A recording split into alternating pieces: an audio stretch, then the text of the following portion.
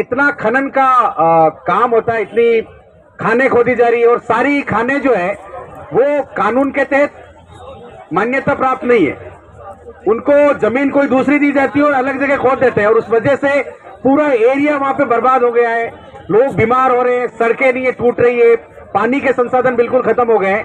तो राधेश्याम जी शुक्लावास, मेरी आवाज सुन रहे हो तो आगे, और इसके बाद सरफराज शेख भी आ जाए मंच पे, श्याम जी भी आ जाए और वो भी अपनी बात यहाँ रखेंगे।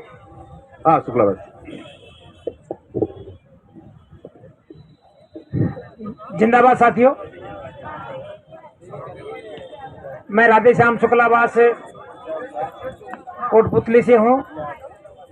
अपन जब भी जवाबदेही यात्रा निकली है, यहाँ जब भी अपने धरने रहे हैं, अपन सब मिलते रहे हैं और पूरी यात्रा भी शुक्लावास में रुकी हुई है, कई बार, दोनों बार में।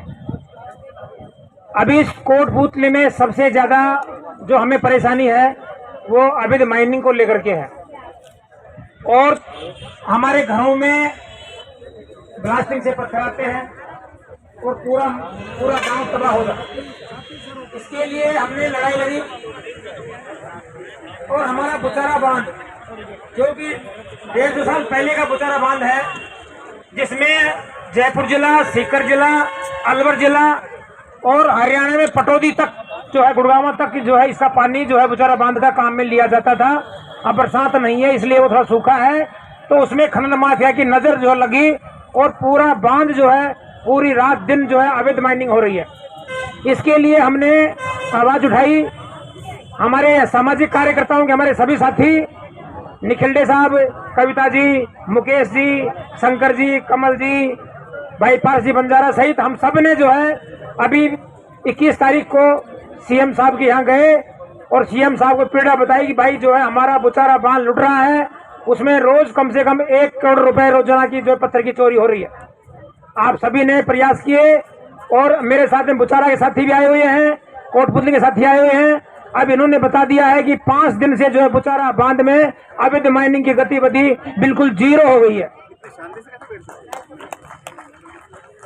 और 5 दिन से वहां आरएसी के जवान लगा दिए गए हैं और जो रोज 1 करोड़ रुपए की वहां पत्थर की चोरी होती थी वो 5 दिन से रुकी है।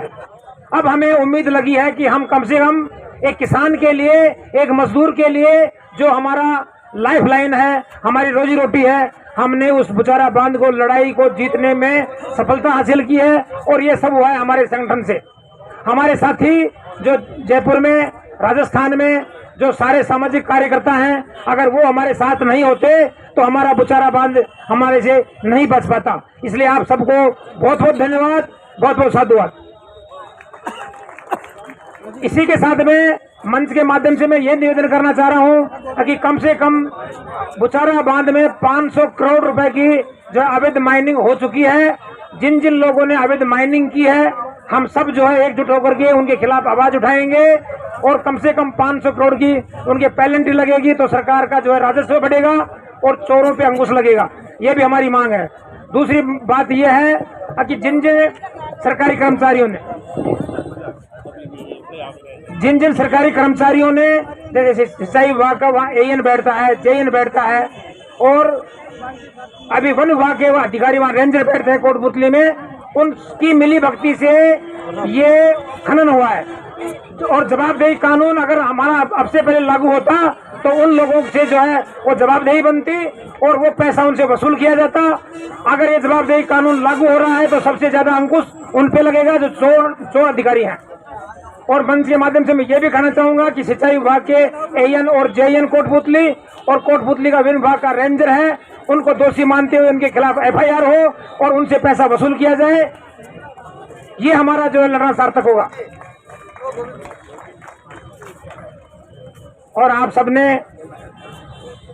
हमें मौका दिया बोलने का, बहुत बहुत धन्यवाद। लड़ेंगे, जीतेंगे। और 1-2 नारे के बीच साथ में जो है मैं अपनी बात समाप्त करूंगा। आपको बोलना है गहलोत सरकार जनहित में नेक काम करो, आपको बोलना है जवाबदेही कानून पास करो। गहलोत सरकार जनहित में नेक काम करो, गहलोत सरकार जनहित में नेक काम करो। जवाबदेही कानून अधिकार हमारा है, लेके रहेंगे, लेके रहेंगे। जवाबदेही कानून अधिकार हमारा है, गहलोत सरकार होश करो और जब जवाबदेही कानून पास करो। धन्यवाद।